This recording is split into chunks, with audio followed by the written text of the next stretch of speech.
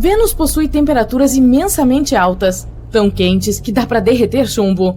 É o planeta mais quente do nosso sistema solar, com um ambiente de alta pressão e ventos incrivelmente fortes. Eles são 50 vezes mais velozes que a rotação do planeta, que está ficando cada vez mais quente com o passar do tempo, e os cientistas ainda não sabem explicar o motivo. Mas encontraram uma coisa interessante nas nuvens de lá: um possível sinal de matéria biológica em decomposição. Então quer dizer que há vida em Vênus? Pouco provável, já que esse planeta tem uma atmosfera seca e com muita ventania, e não possui água suficiente para que alguma forma de vida se desenvolva. Os anéis ao redor dos planetas são mais comuns do que imaginávamos. Os de Saturno são os mais famosos e espetaculares. Consistem parcialmente em água congelada que fica brilhando e refletindo a luz, e não há nada parecido no resto do nosso sistema solar. Júpiter, Urano e Netuno possuem anéis também, mas são feitos de poeira e partículas rochosas. Além disso, os astrônomos descobriram que há anéis ao redor de um asteroide também. Mas por que será que a Terra não os tem? Eles existem nos gigantes gasosos e não nos rochosos. Há duas teorias que explicam como eles se formam.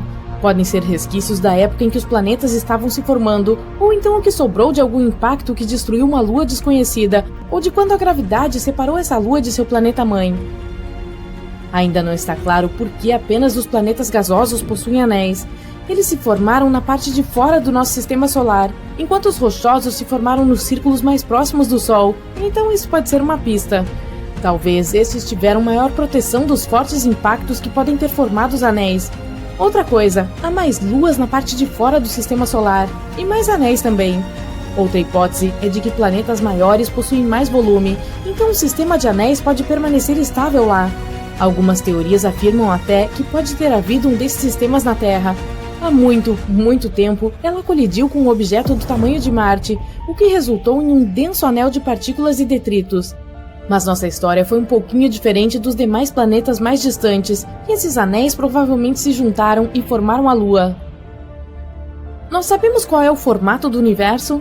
Em sua teoria da relatividade geral, Einstein dizia que o universo poderia ser de uma das seguintes formas: fechado como uma esfera, aberto como uma cela ou plano como uma folha de papel. Seu formato determina se ele é infinito ou não, e se vai expandir para sempre ou entrar em colapso em algum momento. O formato do universo depende de sua densidade e de seu ritmo de expansão. Uma das melhores formas de determinar isso é usar uma coisa chamada radiação cósmica de fundo, que corresponde aos vestígios radioativos do Big Bang. As ondas de som que estavam se movimentando pelo universo em seus estágios iniciais produziam variações especiais muito pequenas na temperatura de sua luz fraca. Resultados de estudos mostraram que o universo provavelmente se expande por todas as direções, o que indica que é plano. Porque o nosso Sol é quente e a Lua é fria, o Sol libera calor porque seu núcleo é extremamente quente. Lá dentro, a pressão é muito alta e o hidrogênio se transforma em hélio. É assim que o calor e a luz são liberados em quantidade suficiente para iluminar nossos dias na Terra e sustentar a vida aqui, mesmo estando a 150 milhões de quilômetros de distância. A Lua não é quente porque não tem atmosfera, então não consegue absorver a luz solar como o nosso planeta. Sua superfície fica muito quente durante o dia, a cerca de 100 graus Celsius. Mas como não há atmosfera, a temperatura cai demais durante a noite, atingindo 173 graus negativos. O Sol é quente, disso não há dúvidas, mas o espaço ao redor dele é gelado. O calor é a energia que os objetos armazenam dentro de si. A temperatura é como medimos se alguma coisa é quente ou fria. Então, quando você transfere calor para determinados objetos, a temperatura dele sobe. Tire ele e a temperatura cai. Você pode transferir calor de 3 formas diferentes: por convecção, condução ou radiação. A convecção ocorre dentro de gases e líquidos e a condução é para coisas sólidas.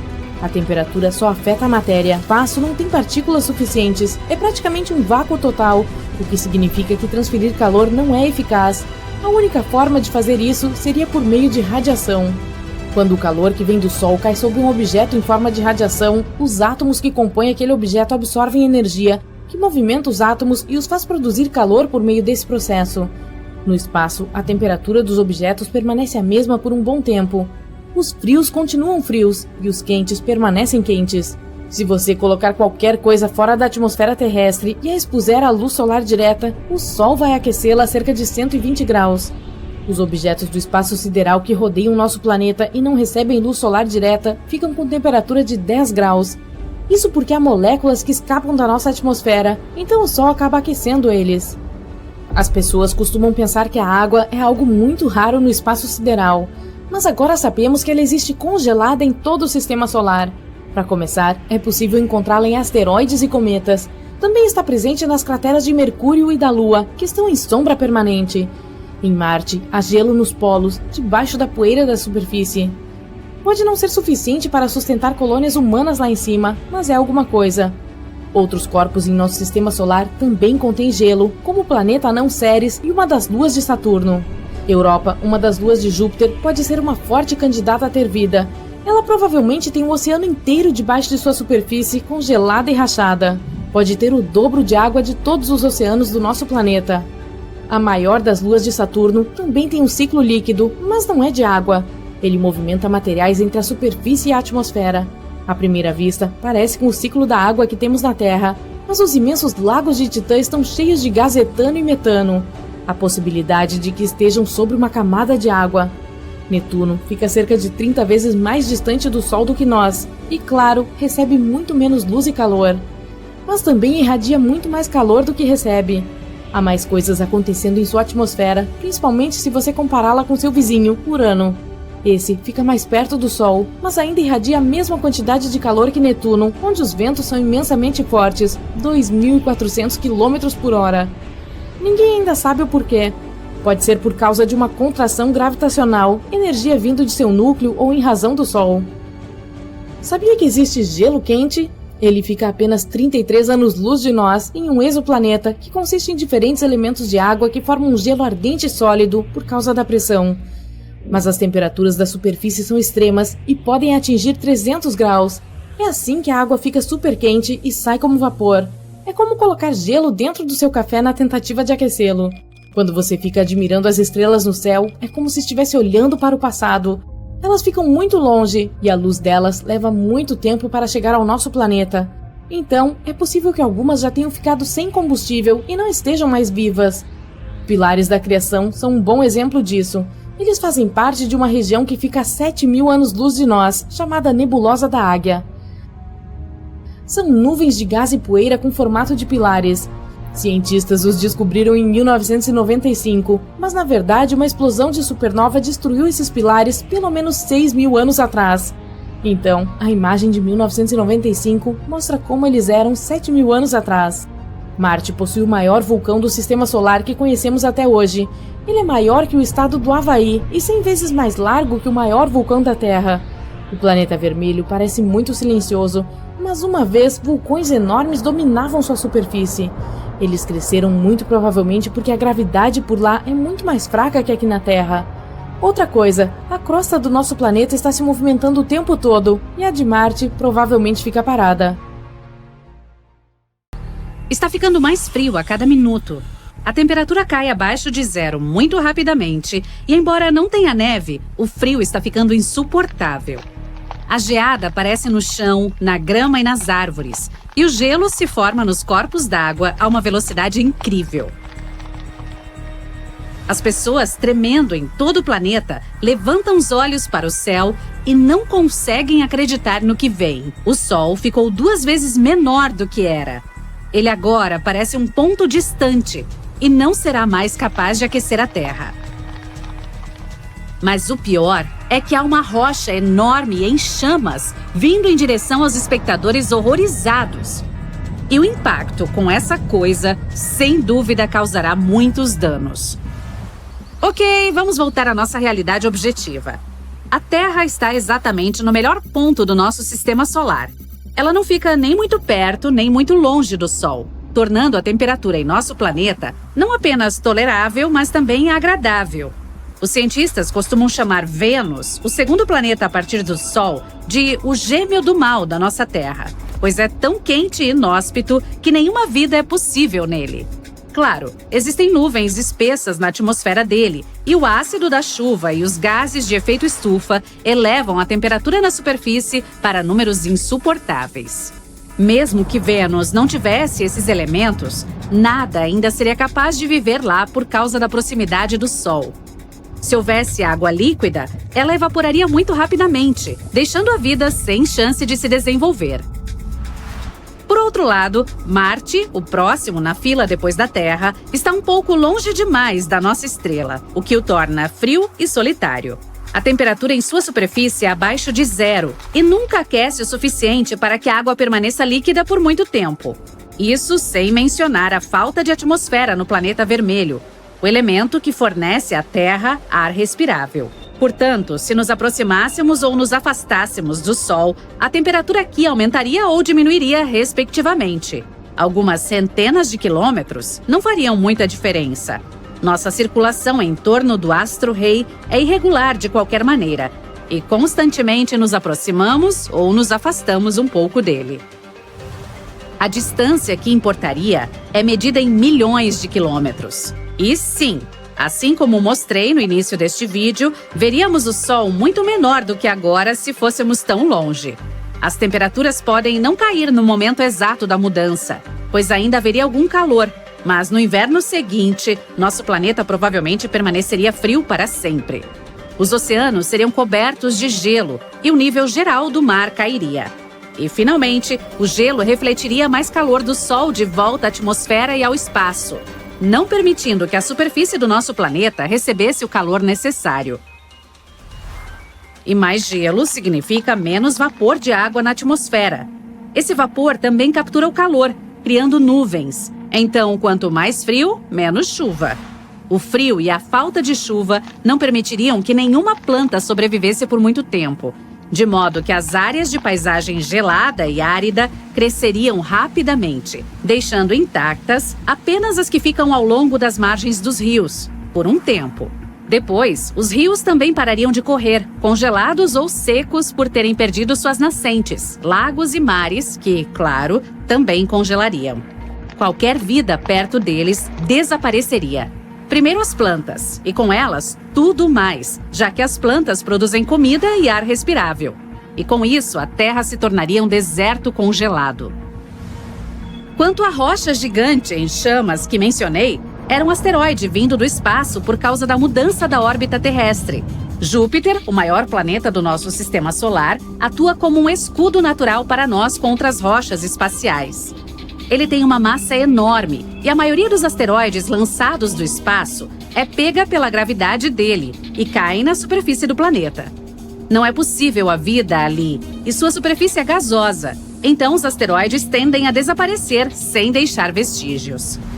Ainda assim, alguns conseguem passar por Júpiter, então Marte entra em cena.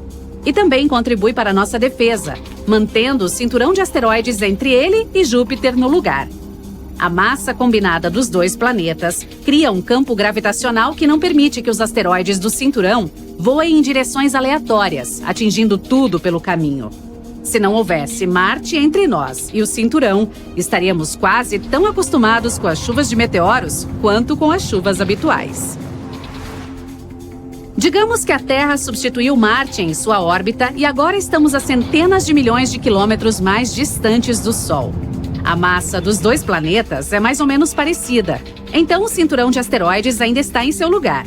Porém, as temperaturas ainda cairão e a vida logo será extinta. Mas se Marte ficasse onde está e a Terra simplesmente se afastasse, seria a receita para um desastre. Não há chance para que os planetas orbitem o Sol na mesma velocidade, porque a massa não é igual. Em algum momento, eles colidiriam um com o outro. Levando em conta a velocidade, rachariam e se partiriam, talvez criando outro cinturão de asteroides no nosso sistema solar. Não seria mais esperançoso para nós se a Terra decidisse pular para mais perto do Sol. Além de a estrela parecer mais uma bola gigante e impiedosa no céu, seu calor derreteria nossas geleiras, fazendo o nível dos mares subir abruptamente. A água inundaria a maior parte dos continentes e mais superfícies seriam cobertas pela água, o que significaria mais absorção de calor. Isso traria mais um aumento na temperatura. Além disso, esses grandes corpos de água evaporariam loucamente, liberando toneladas de vapor de água e dióxido de carbono na atmosfera. O dióxido de carbono é um gás de efeito estufa que absorve calor, assim como o vapor de água. Juntos, eles prenderiam cada vez mais o calor do Sol, formando nuvens espessas e turbulentas no céu, quase como em Vênus, só que sem o ácido. E esse manto espesso de nuvens também contribuiria para aquecer a superfície do nosso planeta. No final, a Terra inteira se aqueceria tanto que a vida na superfície se tornaria insuportável para a maioria. Apenas as criaturas mais resistentes seriam capazes de sobreviver a temperaturas tão altas. Aquelas que habitam nossos desertos, por exemplo. Apesar das chuvas, que não cessariam como no cenário de frio, as plantas ainda teriam dificuldade de se adaptar aos ambientes novos e quentes. As das regiões mais frias do planeta seriam as primeiras a murchar e desaparecer. Depois, as de climas moderados. E, finalmente, as tropicais também não suportariam. E, mais uma vez, a Terra se transformaria em uma bola de rocha estéril, só que desta vez superaquecida em vez de congelada. A distância do nosso planeta até o Sol, nossa inclinação, velocidade de rotação em torno do próprio eixo, a órbita em torno da nossa estrela e até mesmo a presença da Lua. Tudo isso é crucial para a existência da vida aqui. Por exemplo, se a Terra não estivesse inclinada em relação ao Sol, seria insuportavelmente quente no Equador e incrivelmente fria nos polos. As estações também não mudariam, dividindo o nosso mundo em faixas de verão e inverno sem fim. Ele é aquecido uniformemente de todos os lados com a inclinação e rotação atuais, como se fosse um churrasco. E se vira para o Sol, com um lado para se aquecer, enquanto o outro esfria durante a noite. Se não houvesse mudança de noite e dia, provavelmente só viveríamos em algumas áreas, onde haveria um crepúsculo constante e interminável. Imagine nossa vida sem aqueles belos amanheceres e entardeceres. Talvez seja melhor deixar tudo como está, né? O sistema solar está repleto de objetos misteriosos que vêm de todos os lugares. Em outubro de 2017, pesquisadores no Havaí avistaram um objeto misterioso que apelidaram de Oumuamua. Isso significa um visitante de uma terra distante em havaiano. Ou é uma vaca realmente grande. Ele seguiu uma órbita de escape, literalmente escapou da atração gravitacional de seu planeta, como se jogasse uma bola no espaço para nunca mais voltar. Isso significa que essa coisa estranha veio de algum lugar fora do nosso sistema solar. Havia muitas teorias sobre o que era, desde um simples asteroide até uma espaçonave extraterrestre. Os cientistas até pensaram que se tratava de um pedaço de gelo de nitrogênio de um planeta parecido com Plutão. Seu formato estranho só aumentava o mistério. As grandes mudanças nas curvas de luz mostram que esse objeto poderia ser alongado como um tubo, ou mais plano como uma panqueca. Oumuamua não se comportava exatamente como um cometa ou um asteroide. Os cometas são gelados e formam caudas brilhantes quando passam perto do Sol, enquanto os asteroides são basicamente apenas rochas e não formam caudas. O Oumuamua não tem cauda e não libera gás, como eu, mas também não é uma rocha comum. Sua superfície é muito brilhante, quase como um metal polido. Quando passou pelo Sol, ele acelerou, como se tivesse um foguete. E não foi a gravidade do Sol que deu a Oumuamua esse impulso repentino. Os cientistas não têm certeza do que causou isso. Então, o que era aquela coisa? Após anos de estudo, os cientistas agora acham que o Oumuamua é provavelmente um cometa com hidrogênio congelado em sua superfície. Esse hidrogênio reagiu com a luz solar, acelerando o cometa e mudando sua trajetória. O Oumuamua provavelmente obteve todo esse hidrogênio por ter sido exposto a toneladas de raios cósmicos por um longo período. Ele também adquiriu uma bela coloração vermelha por causa deles. Oumuamua era um visitante de um sistema solar jovem e caótico, onde colisões e migrações acontecem o tempo todo. Esses sistemas geralmente lançam muitos objetos pequenos ao redor. Ele pode ter sido empurrado por um planeta como Júpiter, cuja gravidade é tão insanamente forte que pode arremessar coisas enormes para o espaço sideral. A mesma coisa acontece com frequência com os cometas aqui. Oumuamua já deixou nosso sistema solar, embora objetos semelhantes nos visitem algumas vezes, cerca de uma vez por ano. Para saber mais sobre esses hóspedes misteriosos, os astrônomos planejam enviar uma sonda para perseguir Oumuamua. Usaremos as órbitas da Terra e de Júpiter para lançá-la com velocidade suficiente para alcançar o cometa. Mas alguns dos visitantes inesperados ficaram um pouco mais. Em outubro de 2019, o telescópio espacial Hubble da NASA tirou uma foto de um cometa azulado arrastando poeira e gás. Na época, ele já estava no Sistema Solar, a cerca de 418.429.440 quilômetros de distância da Terra, em algum lugar entre Marte e Júpiter. Vimos a poeira brilhante ao redor dele, mas ainda não pudemos ver seu núcleo, pois ele é muito pequeno. Bem, pequeno é relativo aqui. Esse objeto tem cerca de 975 metros de diâmetro, o que equivale ao comprimento de 9 campos de futebol. Em 22 de março, imagens do Hubble mostraram que um pequeno fragmento do cometa se separou do núcleo. Isso significa que o cometa é muito ativo, ao contrário do Oumuamua. Ao observá-lo melhor, descobrimos que o núcleo é uma mistura solta de partículas de gelo e poeira. Sua superfície também é muito semelhante às outras, com áreas ásperas e coberturas lisas de detritos gelados e empoeirados. O cometa foi descoberto por um astrônomo amador, Gennady Borisov, por isso recebeu o nome de Cometa 2I Borisov. Parabéns! Os cientistas confirmaram rapidamente que ele veio de fora do nosso sistema solar. E essa coisa com certeza era um turista entusiasmado. Viajou a uma velocidade vertiginosa de cerca de 177.028 km por hora. Isso é rápido o suficiente para circundar a Terra 4 vezes em apenas 1 hora. Essa visita foi fascinante por vários motivos. A maioria dos cometas em nosso sistema solar vem do cinturão de Kuiper ou da nuvem de Oort. O cinturão de Kuiper é uma região do espaço além da órbita de Netuno. É como um grande e distante anel ao redor do Sol, repleto de muitos objetos pequenos e gelados. Todos eles são pedaços antigos remanescentes da época em que nosso sistema solar ainda era muito jovem. A nuvem de Oort é muito mais distante. É como uma bolha gigante ao redor do sistema solar, também repleta de objetos gelados muito antigos. A maioria dos cometas de longo período vem de lá, mas de onde veio o cometa 2I Borisov? Ainda não sabemos ao certo. Os cientistas dizem que ele provavelmente se formou em outro sistema estelar, que pode ser mais novo ou mais velho que o nosso sistema solar. Seria estranho se houvesse uma terceira opção, NASA. De qualquer forma, ele pode ter sido expulso de seu sistema natal, assim como o Oumuamua. Embora o cometa 2I Borisov seja pequeno demais para manter sua própria atmosfera, ele desenvolveu um coma quando se aproximou do Sol. Coma é um nome engraçado para aquela bela nuvem brilhante de gás e poeira que circunda o núcleo do cometa. Ela se forma quando o calor do Sol faz com que o gelo do cometa se vaporize, liberando poeira e gás no espaço. Essa era mais amigável que a Oumuamua e nos deu mais tempo para estudá-la. Como resultado, aprendemos mais sobre suas características únicas e interessantes. Por exemplo, ela nunca interagiu com outra estrela. Mas, infelizmente, Borisov também teve que partir. Agora ele está em um caminho que o levará de volta ao espaço interestelar. No entanto, há muitos outros visitantes por vir, e você já deve ter ouvido falar desse. O Grande Cometa de 1996. Era assim que chamávamos o cometa Hyakutake. Ele também recebeu o nome do astrônomo que o descobriu, Yuji Hyakutake. Em uma bela coincidência, ele foi descoberto na véspera do Ano Novo. Em 25 de março de 1996, essa coisa passou incrivelmente perto da Terra, a apenas 0,1 unidade astronômica de distância, um pouco mais longe do que a Lua. Ela passou sobre o Polo Norte. Esse foi um dos encontros de cometas mais próximos em 200 anos.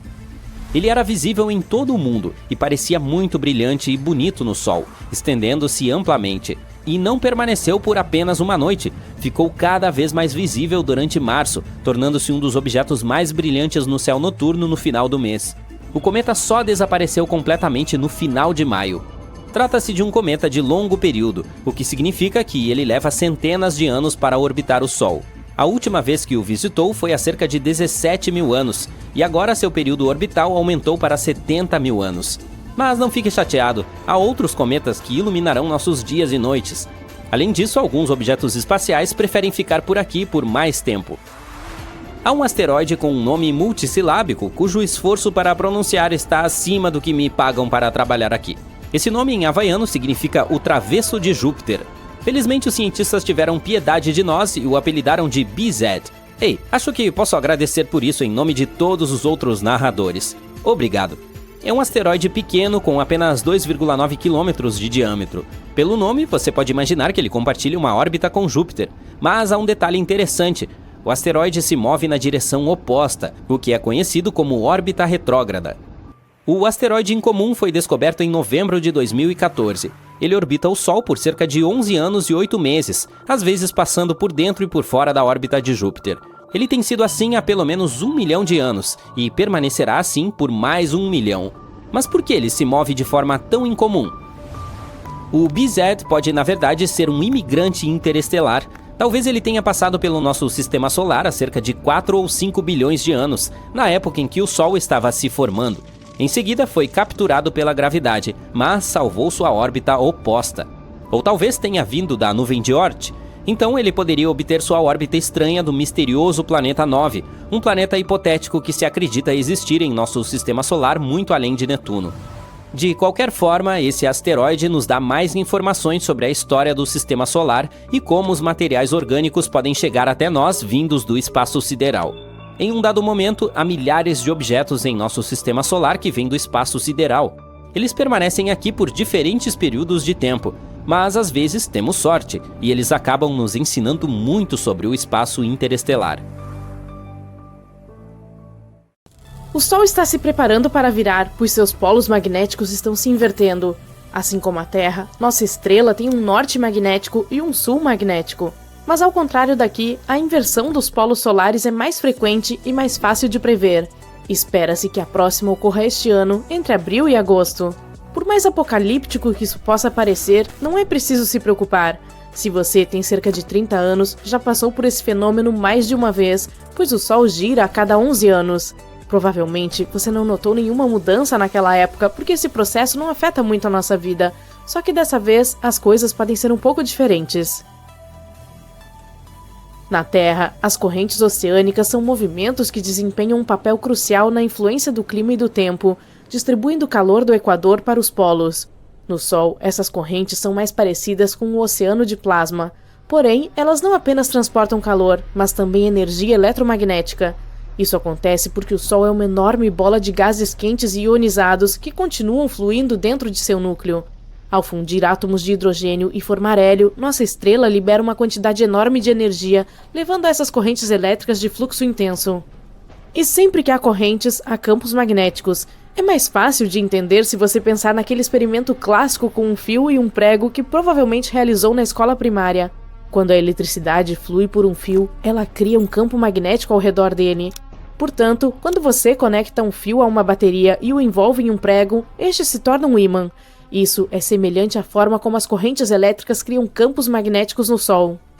Todo esse processo com a ajuda do qual o Sol gera seu campo magnético é chamado de dínamo. Não podemos observá-lo diretamente, mas podemos ver seus efeitos na superfície solar. Quando os fluxos de plasma e magnetismo se tornam instáveis e intensos, se manifestam como manchas solares. Você sabe, aquelas áreas escuras na superfície da estrela. Muito sobre como o dínamo funciona permanece um mistério, mas os cientistas aprenderam algo importante depois de observar essas manchas por séculos. O processo do dínamo segue um padrão. A cada década, aproximadamente, ele se reorganiza. Os campos magnéticos polares do Sol se enfraquecem, chegando a zero, e depois retornam, mas com a polaridade oposta. Na década de 50, os pesquisadores descobriram que quando as manchas solares começam a aumentar e a se tornar mais intensas, significa que os polos estão se preparando para uma inversão. E nos últimos anos, a atividade solar tem sido fora de série. Estamos falando de mais erupções solares, mais explosões de radiação eletromagnética e mais bolhas de plasma sendo ejetadas no espaço. É como se estivéssemos sentados na primeira fila da mais épica exibição de fogos de artifício do sistema solar. De fato, o Sol não tem estado tão animado há provavelmente 2 décadas. No momento, os especialistas acreditam que os campos polares estão quase em sincronia e se enfraquecem constantemente, aproximando-se cada vez mais de zero. Mas ainda não chegamos ao ponto de reversão. Embora possa parecer que o Sol muda seus polos magnéticos como um relógio a cada 11 anos, a verdade é que isso não é tão simples quanto parece. Esse caminho pode ser acidentado, e alguns aspectos do fenômeno ainda são muito difíceis de prever.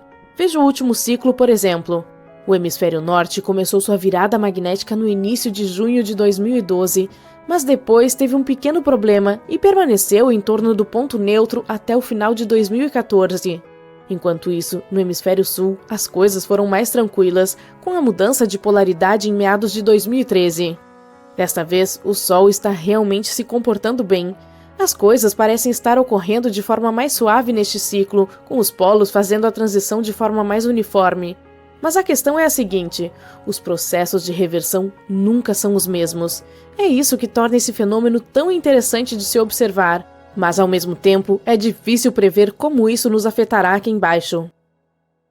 Aqui na Terra, não precisamos nos preocupar muito com essas intensas explosões solares que acontecem a 150 milhões de quilômetros de distância. Mas se, e eu enfatizo se, uma tempestade solar chegasse ao nosso planeta, a principal ameaça que ela traria seria provavelmente a interrupção dos satélites de comunicação no espaço. Entretanto, as coisas podem ser diferentes nessa inversão de ciclo que ocorrerá em 2024, porque o número de satélites disparou nos últimos anos. Por exemplo, somente o sistema Starlink de Elon Musk envolve mais de 4.000 deles. Todos, juntamente com os de comunicação e GPS, podem ser afetados ou até mesmo destruídos por uma forte tempestade solar. Embora as chances de uma poderosa tempestade solar atingir a Terra sejam baixas, isso não é impossível. Em 1949, durante o evento Carrington, ocorreu uma perto do pico do ciclo solar, fazendo com que as correntes atravessassem as linhas telegráficas, provocando incêndios e interrompendo as mensagens em todo o mundo. A Terra ficou em silêncio quando as comunicações telegráficas falharam. Imagine o que uma tempestade solar poderia fazer com o grande número de satélites que temos hoje. Isso poderia afetar tudo do que dependemos diariamente, desde comunicações e navegação baseadas no espaço até serviços de previsão do tempo. A distribuição de energia no nível do solo também poderia ser afetada. Você pode esquecer de assistir ao YouTube ou ao Incrível, porque se esse evento ocorresse hoje, poderia causar um apocalipse na internet, deixando inúmeras pessoas e empresas offline. Há uma previsão que diz que se um evento do tipo Carrington acontecesse hoje, resultaria em danos que variariam de 0,6 a 2,6 trilhões de dólares. E estou falando apenas dos Estados Unidos. Felizmente para nós, tempestades solares tão intensas quanto o evento Carrington ocorrem apenas uma vez a cada 500 anos, aproximadamente. Más notícias para os satélites de comunicação, mas ótimas notícias para os observadores de auroras. Durante o evento de Carrington, deslumbrantes auroras boreais iluminaram o céu enquanto os shows de luzes polares se estenderam muito além de suas faixas habituais. As luzes do norte foram vistas tão ao sul quanto Cuba e Honolulu, no Havaí, enquanto as do sul foram avistadas tão ao norte quanto Santiago, no Chile. Para muitas pessoas em todo o mundo, esse foi o primeiro vislumbre da aurora, deixando-as obcecadas com o céu excepcionalmente brilhante.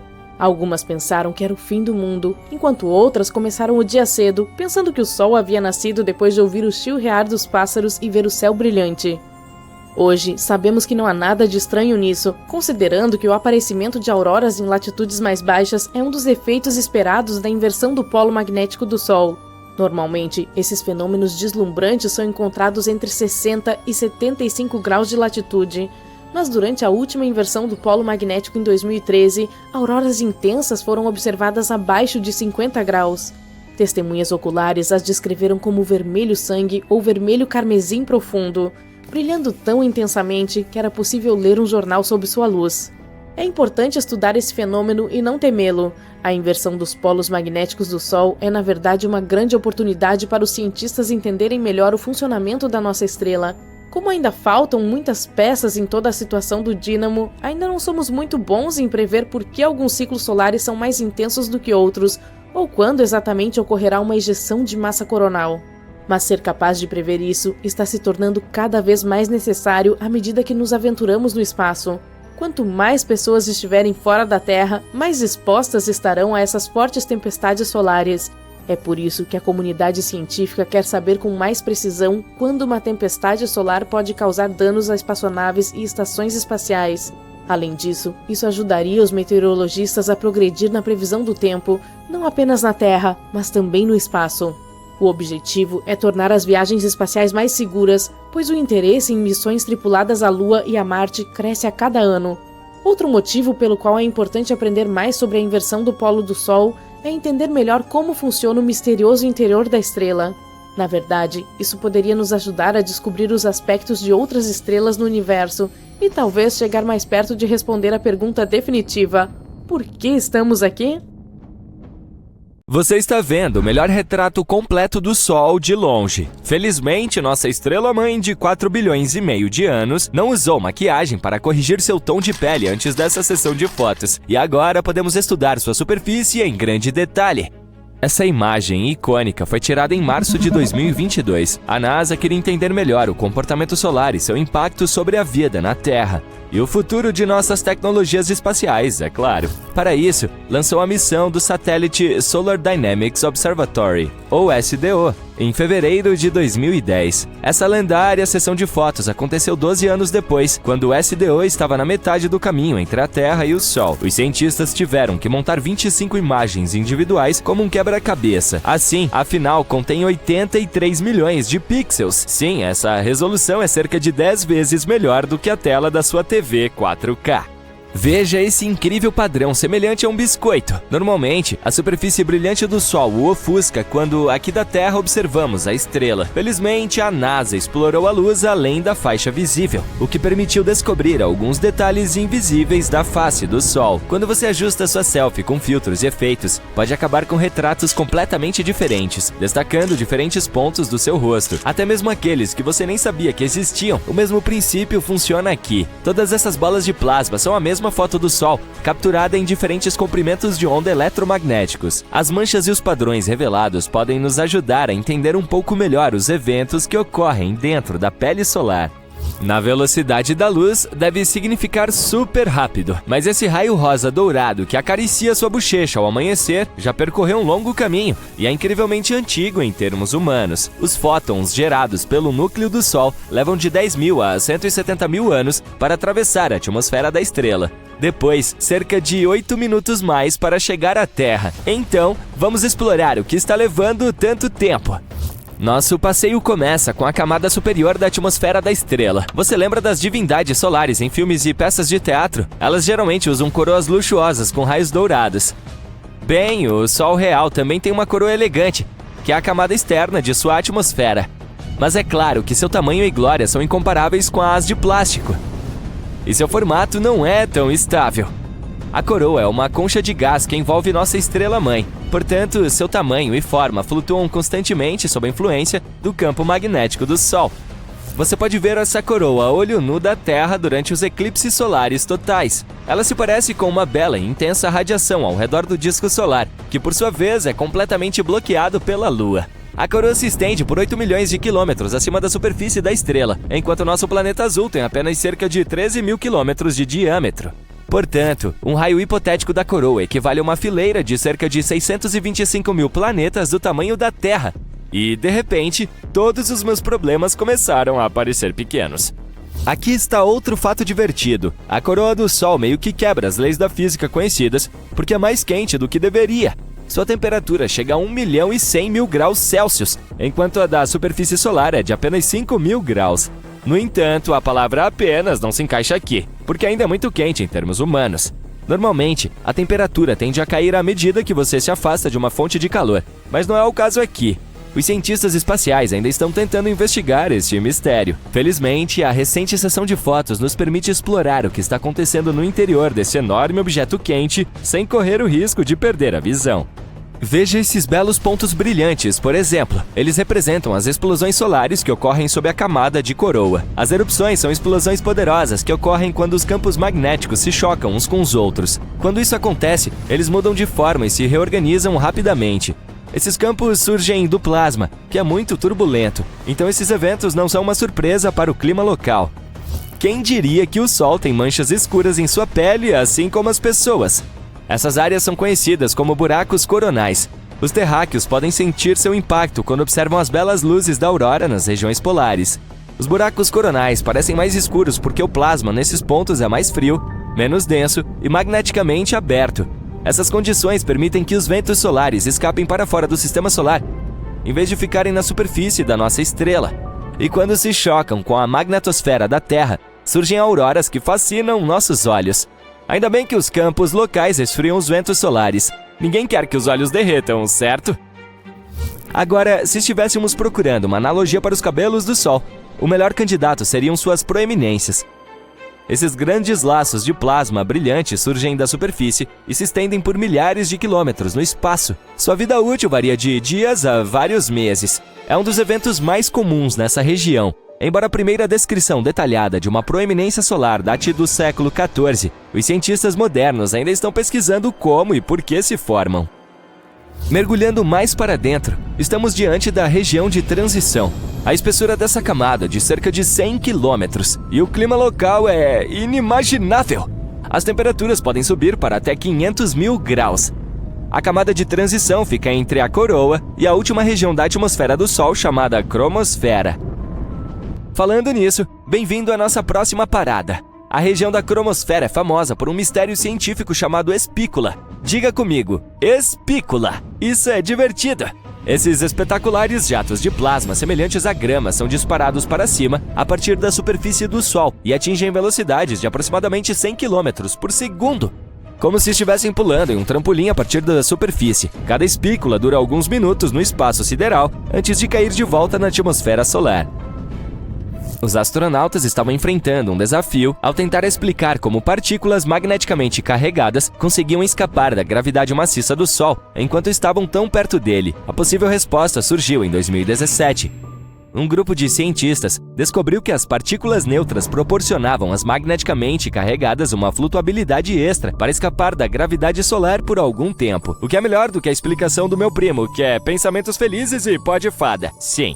Agora vamos viajar 1.600 quilômetros para dentro, através da cromosfera, para finalmente chegar à superfície, a fotosfera. Ela tem cerca de 400 quilômetros de espessura. Mas, diferentemente do planeta Terra, a superfície do Sol não é sólida ou estável. As temperaturas aqui são extremamente altas para a existência de qualquer matéria. Por outro lado, os cientistas costumam chamar o plasma de quarto estado da matéria. E por que não? Ele é feito de átomos ionizados e elétrons livres, portanto, merece ser considerado matéria. Então, qual é o problema? Talvez um dia encontremos uma civilização local de pessoas plasmoides, mas acho que é melhor não darmos abraços calorosos de boas-vindas.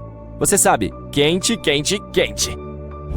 De qualquer forma, a fotosfera é nossa parada final, porque a humanidade não tem a tecnologia para explorar o Sol mais profundamente. Assim, se quiser saber mais, você terá que inventar sua própria espaçonave. Mas o tempo está se esgotando, você só tem cerca de 7 a 8 bilhões de anos. Depois disso, nosso Sol desaparecerá, de acordo com as estimativas dos cientistas. Na verdade, eles mesmos estarão indo primeiro.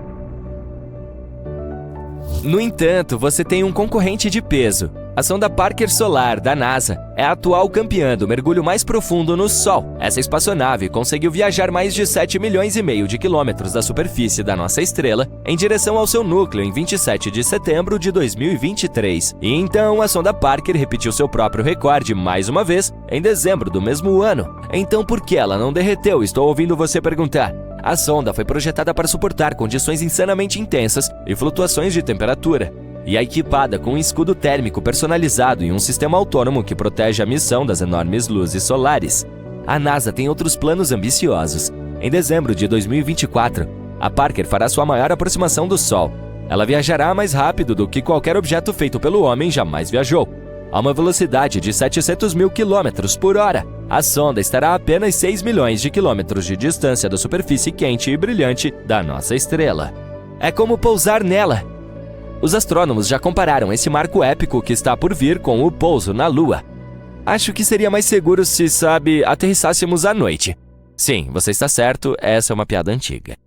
E se o Sol fizesse boom? Bem, você pode imaginar que isso seria uma notícia muito ruim para nós. Esse vídeo foi bem curto, né? Não, espere, eu tenho mais. Se o Sol explodisse, o caos se instalaria em nosso sistema solar. Mas os cientistas nos dizem que isso certamente acontecerá um dia. Mas por quê? Como exatamente os eventos se desenrolariam? E é possível que, de alguma forma, sobrevivamos a esse evento? Ei, vamos nos aprofundar no assunto. Antes de tudo, prepare-se para uma viagem ao núcleo do Sol. O coração do Sol está repleto de átomos de hidrogênio em uma festa fora do comum. Esses átomos estão tão empolgados que se chocam uns contra os outros com toda a sua força. E quando eles colidem, algo mágico acontece. Isso é chamado de fusão nuclear. Nessa festa de fusão, os átomos de hidrogênio se combinam para formar átomos de hélio. Um experimento químico em grande escala. Durante essa fusão nuclear, uma pequena quantidade de massa dos átomos de hidrogênio é transformada em uma enorme quantidade de energia. É a famosa equação de Einstein, E igual mc ao quadrado, entrando em ação. A energia é liberada na forma de luz e calor, irradiando-se para o exterior e iluminando todo o sistema solar. Quando todos esses processos começam a funcionar, um grupo de partículas energizadas chamadas fótons se junta à diversão. Esses fótons são como minúsculos pacotes de luz que saltam e unem em todas as direções. Eles desempenham um papel fundamental no transporte da energia do Sol pelo espaço, iluminando nosso mundo e aquecendo nosso aconchegante planeta. Para manter tudo isso funcionando, para que os átomos não escapem e criem um caos completo, o núcleo do Sol precisa estar sob enorme pressão. Essa pressão vem do imenso peso das camadas externas do Sol que pressionam o núcleo. As camadas externas estão apertando o núcleo interno, mas as camadas internas não desistem. A energia criada pela fusão e pela agitada festa de fótons se esforça muito para escapar do núcleo do Sol. Mas o núcleo é tão denso como eu, e a pressão é tão grande que a energia leva um bom tempo para sair. Ela ricocheteia, sendo absorvida e reemitida por outras partículas.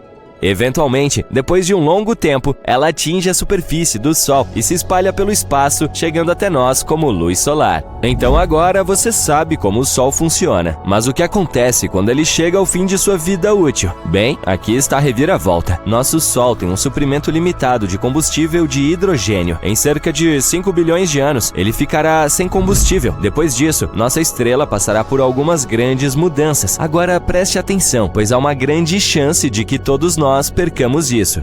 Primeiro, o Sol inchará e se tornará uma gigante vermelha, expandindo-se como um balão. Ele crescerá tanto que engolirá os planetas, inclusive a nossa amada Terra. Isso é que é um Sol ocupando todo o espaço. Portanto, não veremos o fim do nosso Sol, a menos que nos mudemos para um lugar mais distante. Após a fase de gigante vermelha, o Sol encolherá um pouco. Suas camadas externas desaparecerão no espaço, deixando para trás uma bela nebulosa planetária. Ele estará revelando seu núcleo brilhante. O núcleo, agora cheio de hélio, também começará a fundir elementos mais pesados, como oxigênio e carbono. Essas reações não serão tão energéticas como uma festa com menos dança e mais vibrações relaxantes.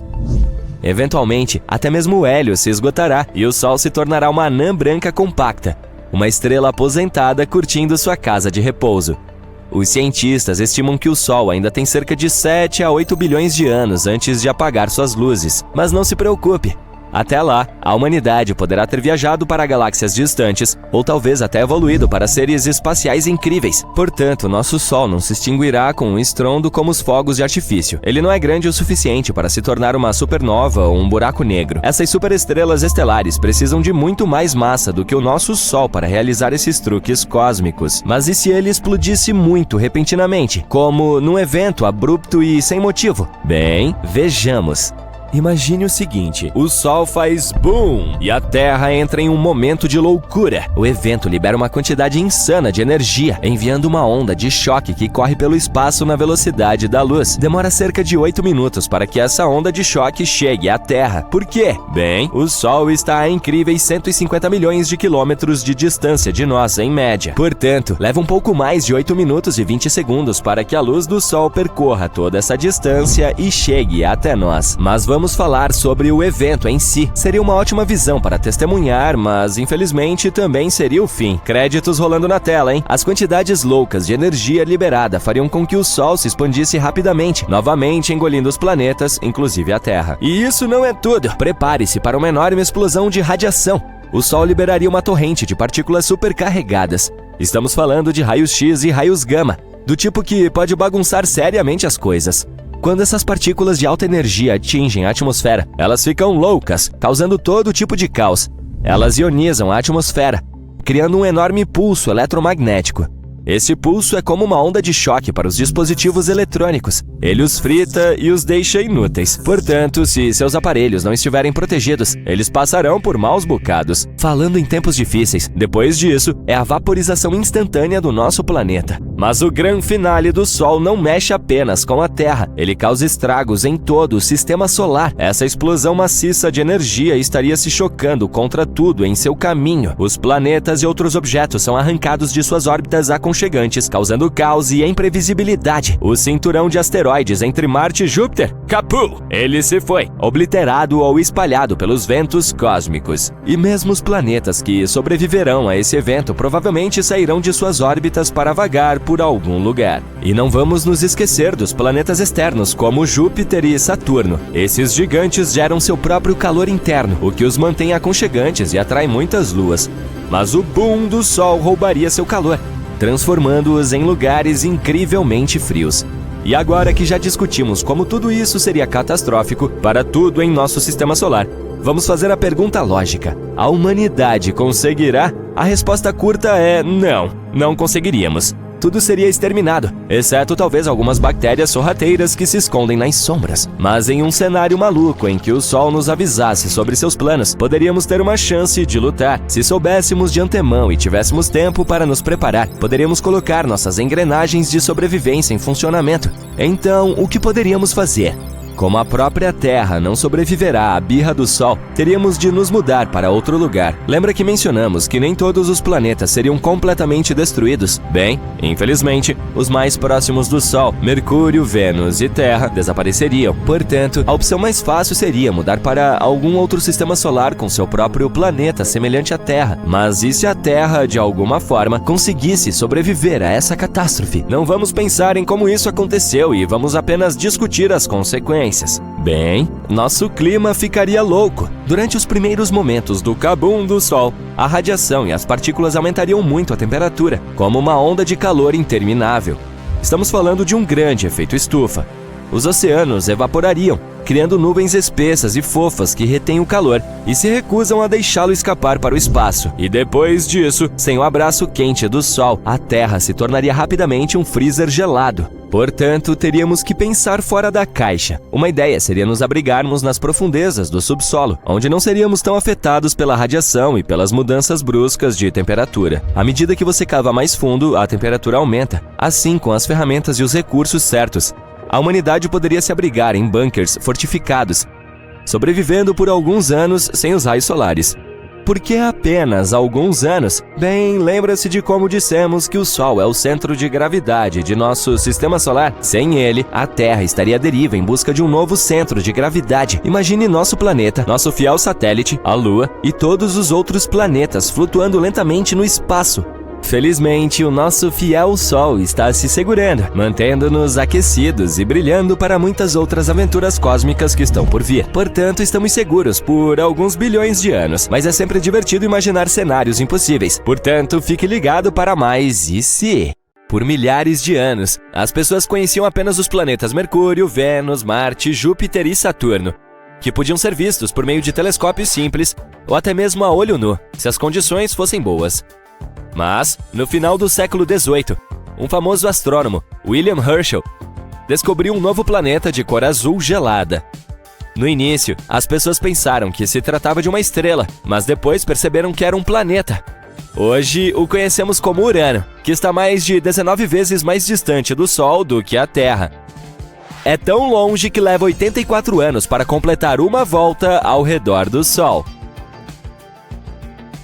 Esse astrônomo também descobriu muitas outras coisas interessantes no espaço, como estrelas duplas e nebulosas. Em meados do século XIX, os cientistas notaram que algo puxava Urano e estranhamente atraía sua órbita. Eles pensaram que deveria haver outro planeta por lá e usaram a matemática para prever onde ele estaria. Finalmente, em 1846, encontraram Netuno com o auxílio de um telescópio. Ele era muito tênue para ser visto a olho nu porque estava muito distante do Sol. Era tudo muito empolgante. Quem sabe quantos outros planetas poderiam estar lá à espreita na escuridão do nosso sistema solar? Em meados de 1800, os astrônomos notaram que algo incomum estava acontecendo no céu. Um planeta pequeno e rochoso chamado Mercúrio estava se comportando de forma estranha. Ele não seguia a órbita previsível que se esperava. Um dos astrônomos era um brilhante cientista francês, Urbain Le Verrier. Ele apresentou uma teoria de que poderia haver outro planeta em nosso sistema solar que ninguém havia descoberto ainda. e que estaria localizado em algum lugar entre Mercúrio e o Sol. Esse corpo celeste hipotético, que o astrônomo chamou de Vulcano em homenagem ao deus romano do fogo, teria uma superfície incrivelmente quente e poderia ser uma possível explicação para o estranho comportamento de Mercúrio. Le Verrier nunca afirmou com certeza que Vulcano era realmente a única coisa que estava perturbando a órbita de Mercúrio, mas, empolgados com a possibilidade de descobrir um novo planeta, astrônomos de todo o mundo aceitaram a ideia de Vulcano. Para algo que não existia, as pessoas se empenharam em desenvolver ideias e obter informações sobre ele. Alguns cientistas não achavam provável que tivessem deixado passar outro planeta tão grande quanto Mercúrio. Teria sido difícil não vê-lo até então, mas havia uma pequena chance de existir um menor dentro da órbita de Mercúrio que estivesse muito próximo do Sol e que não pudesse ser visto. Uma teoria dizia que estava a cerca de 20 milhões de quilômetros de distância da nossa estrela. Mercúrio é o planeta com a órbita mais excêntrica em nosso sistema solar, mas o ponto mais próximo que chega do Sol é cerca de 46 milhões de quilômetros. Isso significa que Vulcano estaria a menos da metade dessa distância. A teoria prosseguiu dizendo que, se ele existisse, orbitaria nossa estrela a cada 19 dias e 18 horas, e sua trajetória estaria inclinada cerca de 12 graus em relação a de outros planetas em nosso sistema solar. A posição de Vulcano, em seu ponto mais distante do Sol, ainda estaria muito próxima dele para ser vista a olho nu, mesmo durante o crepúsculo. A única chance de avistá-lo seria durante um eclipse solar ou quando passasse em frente ao Sol, o que, conforme a teoria, aconteceria de 2 a 4 vezes por ano. Havia uma teoria de que esse planeta misterioso estava tão próximo do Sol que só poderia ser visto durante um eclipse solar total, quando a Lua bloqueava o brilho ofuscante da estrela. Assim, toda vez que havia um eclipse, os cientistas olhavam para ela na esperança de vislumbrar Vulcano. Os pesquisadores estavam se esforçando muito, mas não importa o que fizessem, não conseguiam encontrar esse planeta misterioso. Alguns astrônomos afirmaram tê-lo visto durante eclipses, mas ninguém jamais conseguiu confirmar ou encontrar evidências disso. A teoria de Vulcano foi deixada à espera de tempos melhores. Einstein tinha uma ideia diferente. Você conhece a teoria da relatividade geral dele, certo? Foi então que ele afirmou que a gravidade não era um tipo de força natural, mas um resultado da curvatura do espaço-tempo devido à presença de objetos espaciais gigantes, como planetas e estrelas. Os planetas giram em torno do Sol em sua órbita normal, porque o espaço-tempo é curvo. Isso significa que eles estão meio que caindo em direção à estrela central do nosso sistema solar. Albert Einstein tentou explicar a órbita incomum de Mercúrio usando sua própria teoria da relatividade. Diferente dos outros planetas de nosso sistema solar, a de Mercúrio não era tão circular. Em vez disso, parecia oscilar levemente, como se houvesse uma força invisível puxando-o para longe. O genial cientista disse que isso poderia estar acontecendo porque a gravidade maciça do nosso Sol estaria, na verdade, curvando o tecido do espaço-tempo ao seu redor. Ele afirmou ser possível que essa situação tenha alterado um pouco a órbita de Mercúrio. A comunidade científica levou algum tempo para testar essa teoria, mas ela acabou parecendo ser a mais plausível. Embora a teoria de Einstein tenha nos dado uma explicação mais elegante para a estranha órbita de Mercúrio, alguns cientistas ainda mantinham a esperança em Vulcano. Foi especialmente difícil abandonar a ideia sobre ele, porque Mercúrio também é realmente difícil de ver de onde estamos. Porém, mais tarde, cada vez mais cientistas começaram a aceitar a teoria de Einstein acima de sua imaginação e observavam um eclipse solar total, especificamente para testar a teoria da relatividade de Einstein, não por causa de Vulcano. Este não foi o único planeta hipotético sobre o qual todos estavam falando. Na era mais recente, alguns acreditam que poderia haver um outro misterioso à espreita na parte externa de nosso sistema solar. Porém, é mais provável que este exista. Ninguém o viu diretamente ainda, mas simulações de computador mostram que o chamado Planeta 9 ou X provavelmente está em algum lugar além de Netuno. Ambos podem ser semelhantes em tamanho. O planeta X pode ser 10 vezes mais massivo do que a Terra e circular em torno da nossa estrela em uma forma alongada, além de estar em média 20 vezes mais distante do Sol do que Netuno.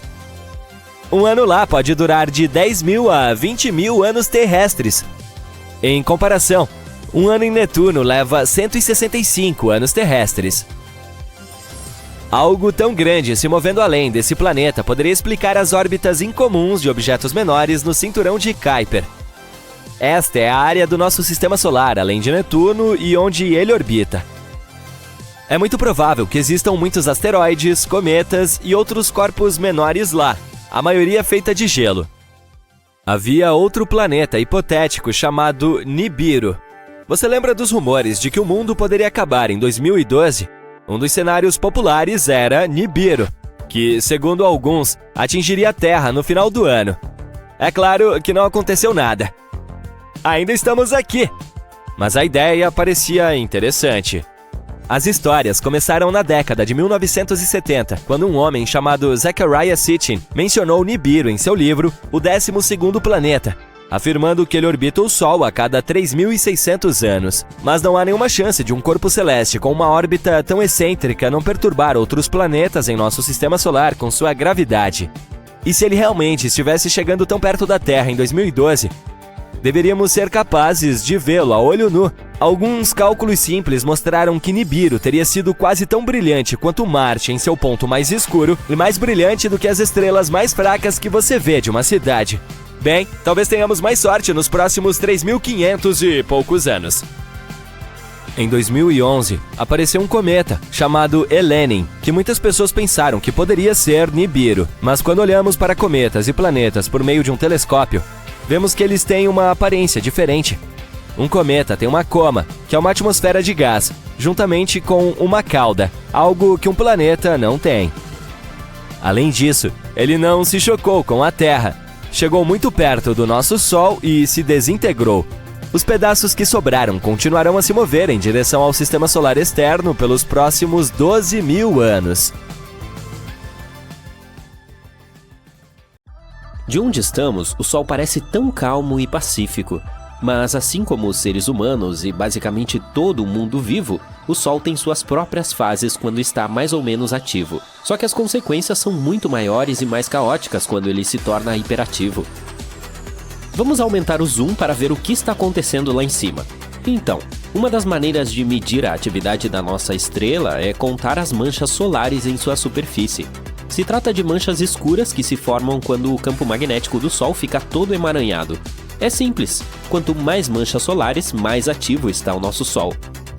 E parece que o Sol anda se divertindo muito nos últimos tempos. O número de manchas solares que os cientistas observaram é o maior em quase 21 anos. Em junho, 163 manchas apareceram na superfície do Sol. A última vez que tivemos tantas manchas escuras no Sol foi em setembro de 2002, quando havia 187 delas. Parece que essa festa caótica está se aproximando de seu pico, e isso é algo que chamamos de máximo solar. Como tudo isso acontece? O campo magnético do Sol é forte e organizado em algum ponto. Mas, como dissemos, às vezes chega o momento em que ele acaba emaranhando como uma bola de elásticos que estão enrolados com muita força. Isso também significa que o plasma está subindo da superfície, formando loops e causando uma bagunça na forma de erupções solares e algo que chamamos de ejeção de massa coronal, ou EMC. É quando o plasma na atmosfera superior do Sol, chamada de corona, enlouquece e explode com muita força. Então, em algum momento, essa bola se quebra e completamente vira e transforma o Polo Sul em Polo Norte e vice-versa. Tudo isso acontece praticamente a cada 11 anos. Portanto, quando o Sol entra nessa fase e se torna muito ativo, ele dispara bolhas quentes de plasma, forma manchas escuras tão grandes quanto planetas e libera poderosas erupções de energia e radiação. Algo fascinante acontece quando o Sol se torna mais ativo. Esse fenômeno se chama cachoeira de plasma, ou proeminência da coroa polar. É como uma mini erupção que começa no Sol e parece tentar escapar, mas o campo magnético solar a puxa de volta antes que possa escapar para o espaço. E essa cachoeira de plasma é realmente espetacular. Ela chega a 100.000 quilômetros acima da superfície. É como se você empilhasse 8 terras uma em cima da outra. Depois, há algo chamado de vórtice polar. É como um gigantesco halo de plasma que gira muito rápido em torno do polo norte do Sol. Esse vórtice acontece quando um grande tentáculo de plasma se rompe e cai de volta para a superfície, semelhante à formação de uma cachoeira de plasma. Os cientistas não sabem por que esse plasma permanece acima da superfície do Sol por tanto tempo.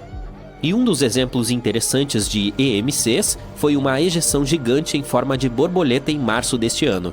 Ela adquiriu essa forma tão incomum porque explodiu no lado do Sol que não podíamos ver, de modo que era impossível medir totalmente a sua força.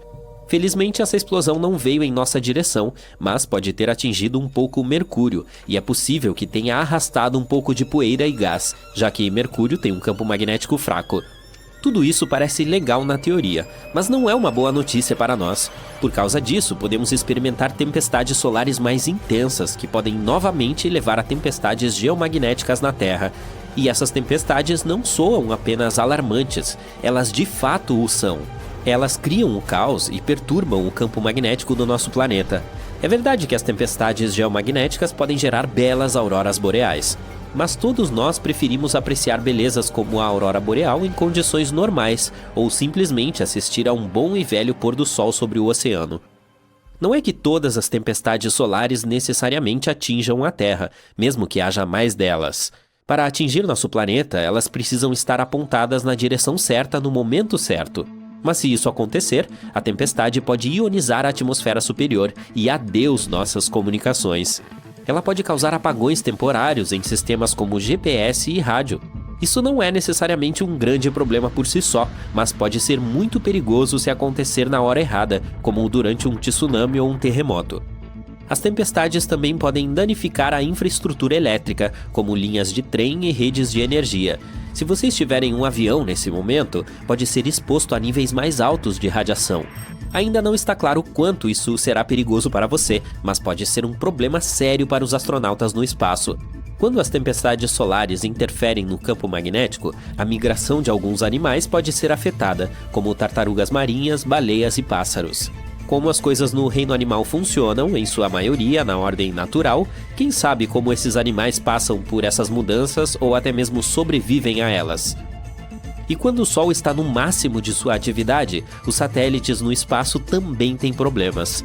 Atualmente temos mais satélites no espaço do que nunca, e quando a atmosfera superior se torna mais densa devido a todas essas mudanças, pode acabar empurrando os satélites em diferentes direções. Eles podem colidir uns com os outros, ou alguns podem até cair na Terra, o que, novamente, só é legal em filmes com super-heróis que conseguem lidar com essas coisas com relativa facilidade. Com sorte, evitaremos uma tempestade solar de grandes proporções como o evento Carrington. A história foi semelhante. Em agosto de 1989, astrônomos de todo o mundo observaram como o número de manchas solares estava ficando cada vez maior. Um homem chamado Richard Carrington estava entre eles. No início de setembro, ele estava desenhando as manchas solares quando de repente foi cegado por um flash de luz. Durou cerca de 5 minutos, mas foi espetacular. Mais tarde, ele o descreveu como um clarão de luz branca. Era uma ejeção de massa coronal muito forte e em apenas 17 horas e 6 minutos, essa tempestade atravessou o longo caminho entre o Sol e o nosso planeta natal e liberou sua força sobre nós, embora isso normalmente leve dias. E quando essa tempestade começou, máquinas de telégrafo em todo o mundo soltaram faíscas, operadores levaram choques elétricos e o papel até pegou fogo. As pessoas ficaram realmente assustadas e confusas porque nunca tinham visto um céu tão brilhante antes. Algumas até pensaram que era o fim do mundo. No dia seguinte, telegrafistas ainda não conseguiam trabalhar adequadamente porque a atmosfera da Terra ainda estava carregada. Eles até conseguiram enviar mensagens usando a corrente auroral em vez de eletricidade comum. Mas ela também trouxe algo incrível: auroras deslumbrantes no céu. Quem estava no Havaí ou em Cuba pôde ver as belas auroras boreais, enquanto quem estava no Chile pôde ver auroras austrais. Tudo isso está aumentando lentamente, mas de forma constante. Veja as erupções solares, por exemplo. Elas são poderosas explosões de energia do Sol. Em 2022, houve 5 vezes mais dessas erupções em comparação com o ano anterior. Além disso, as grandes erupções de classe X também estão ficando mais fortes e mais comuns do que antes. E isso pode ser muito mais extremo do que se pensava. Além disso, é provável que comece um pouco antes do previsto. Inicialmente, os cientistas pensaram que o pico ocorreria em 2025, mas parece que ele pode ocorrer até mesmo no final de 2023. Não podemos nos proteger completamente caso uma tempestade solar nos atinja diretamente, mas ainda podemos fazer algumas coisas, como planos de aterramento, ajuste das trajetórias dos satélites no espaço e tentar garantir que a infraestrutura vulnerável permaneça segura. Para fazer tudo isso, precisamos de melhores previsões do clima solar para nos ajudar a nos prepararmos para o pior. Tudo isso pode parecer muito ruim a princípio, mas não se preocupe, as explosões solares não destruirão nosso planeta. Elas enviam material solar carregado em nossa direção em velocidades bastante altas. Mas não é que estejamos completamente condenados se essas coisas nos atingirem. Nosso planeta não nos deixará desprotegidos. Ainda temos a atmosfera e o campo magnético que nos mantém relativamente seguros. Nossa atmosfera espessa é como um escudo que bloqueia a radiação que pode nos prejudicar. Portanto, essas explosões solares podem afetar principalmente a tecnologia, mas não destruir a Terra. Acho que temos nossos próprios super-heróis afinal.